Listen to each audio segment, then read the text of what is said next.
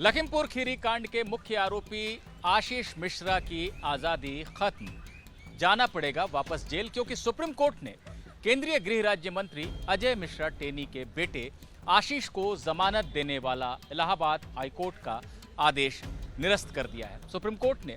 और क्या क्या कहा अपने आदेश में, ये सब कुछ हम देखेंगे कायदा कानून के इस वीडियो में। सुप्रीम कोर्ट के आदेश पर बात करने से पहले हम जरा ये देख लेते हैं कि आखिर ये मामला है क्या।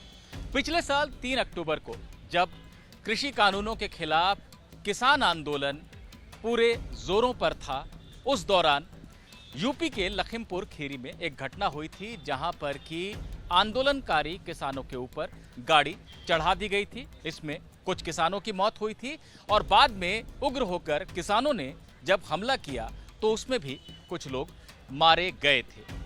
केंद्रीय गृह राज्य मंत्री अजय मिश्रा टेनी के बेटे आशीष मिश्रा पर घटना में शामिल होने का आरोप लगा। ये आरोप लगा कि उस गाड़ी को आशीष मिश्रा ही चला रहा था और चूंकि आंदोलनकारी किसानों को पहले से उनका परिवार धमकी देता रहा था, ऐसे में इस बात की पूरी आशंका है कि इस घटना को जानबूझकर अंजाम दिया गया।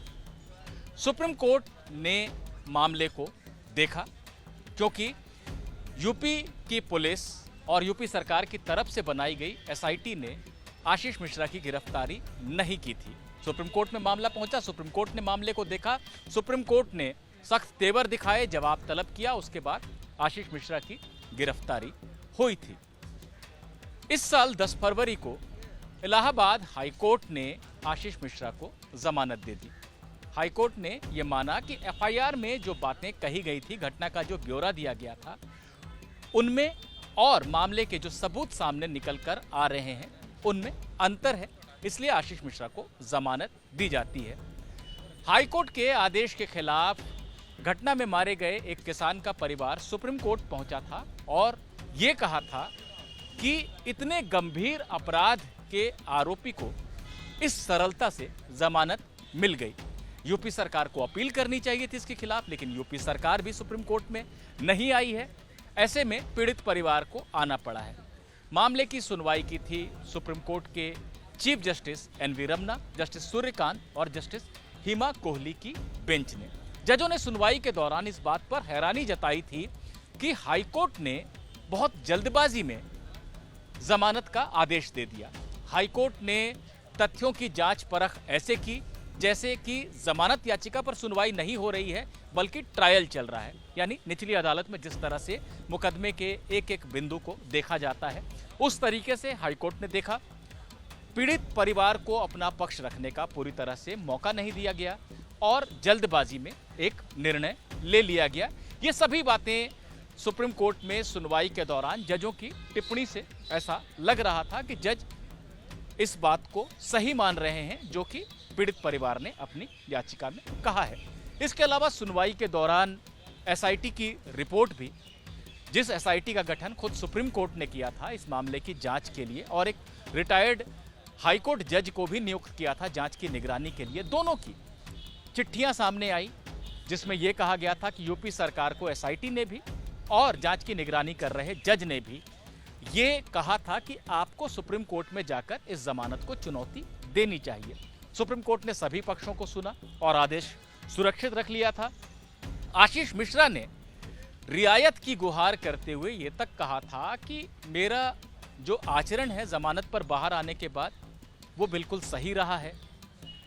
मैंने बार बार ये कहा है कि मैं घटना के वक्त घटनास्थल पर मौजूद ही नहीं था, मैं तो थोड़ी दूर में अपने गांव में कुश्ती का दंगल देख रहा था। इसके अलावा आशीष मिश्रा ने यह भी कहा कि अगर सुप्रीम कोर्ट ही जमानत रद्द कर देगा तो फिर कोई भी अदालत उसे जमानत नहीं देगी, लंबे समय तक जेल में रहना होगा। कोर्ट ने इन सभी बातों को सुना था और आदेश सुरक्षित रख लिया था। आज तीनों जजों की जो बेंच थी उसकी तरफ से जस्टिस सूर्यकांत ने फैसला पढ़ा और फैसला उसी दिशा में था जैसा कि सुनवाई के दौरान लगने लगा था। जजों ने यह माना कि हाईकोर्ट ने बहुत सारी ऐसी बातों को देखा जिनकी जरूरत नहीं थी जमानत याचिका पर सुनवाई के दौरान, और एफआईआर को बिल्कुल इंसाइक्लोपीडिया की तरह लिया गया, यानी एफआईआर में जो भी बातें दर्ज कर दी गई थी उनका खंडन करने में हाईकोर्ट की ज्यादा रुचि थी। मसलन एफआईआर में, जो कि उस समय हड़बड़ी की स्थिति में दर्ज कराई गई होगी, उसमें यह कहा गया था कि गोली भी चली थी, लेकिन पुलिस को जांच के दौरान गोली चलने के सबूत नहीं मिले थे। तो हाईकोर्ट ने इस बात को नोट कर लिया कि गोली तो नहीं चली है। उसी तरह से जो पोस्टमार्टम रिपोर्ट थी, जो लोग मृतक थे उनकी जो पोस्टमार्टम रिपोर्ट थी, उसको भी हाईकोर्ट ने देखा था। तो सुप्रीम कोर्ट ने यह माना है कि बहुत सारी ऐसी बातों को हाईकोर्ट ने देखा जिन्हें देखने की जरूरत नहीं थी। एफआईआर में लिखी गई बातों को बिल्कुल इस तरह से लिया गया कि वो बदल ही नहीं सकती, और उनका खंडन करते हुए सबूतों के आधार पर जमानत का आदेश दिया गया है।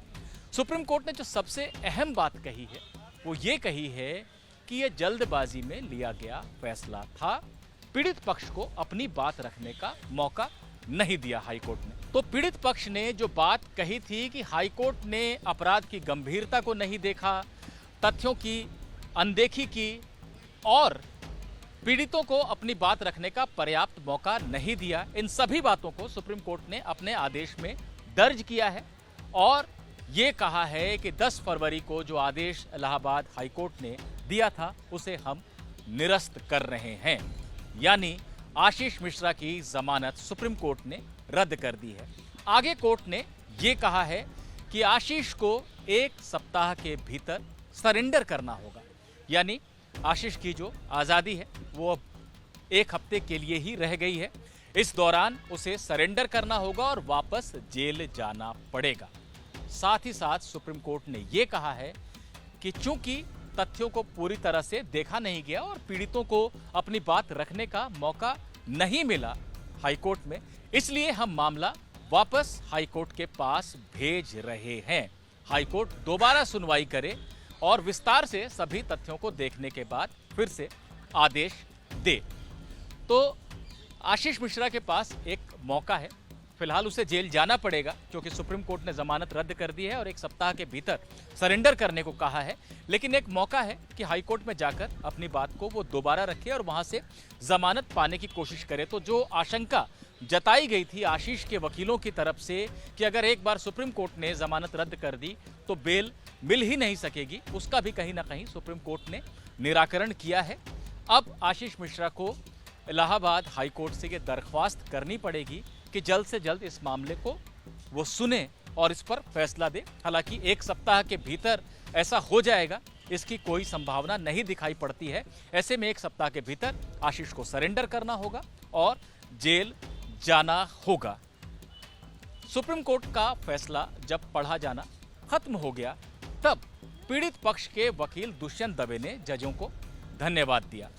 उन्होंने कहा कि इस फैसले के लिए सब लोग कोर्ट के आभारी हैं, लेकिन दवे ने यह मांग भी की कि हाईकोर्ट में पहले जिस बेंच ने इस मामले को सुना था, जिन जजों ने इस मामले को सुना था, उनके पास ये मामला दोबारा नहीं लगना चाहिए। सुप्रीम कोर्ट ये आदेश दे कि अब हाईकोर्ट में कोई दूसरी बेंच इस मामले को सुनेगी, लेकिन चीफ जस्टिस की अध्यक्षता वाली बेंच ने इससे मना कर दिया। चीफ जस्टिस एनवी रमना ने कहा कि हम ऐसा कोई आदेश नहीं देंगे। किसी मामले की सुनवाई कौन सी बेंच करेगी यह तय करना हाईकोर्ट के चीफ जस्टिस के अधिकार क्षेत्र में आता है। तो हाईकोर्ट के चीफ जस्टिस ही तय करेंगे कि इस मामले को कौन सी बेंच हाईकोर्ट में सुनेगी। हम अपनी तरफ से जजों को बदलने का कोई आदेश नहीं दे रहे हैं।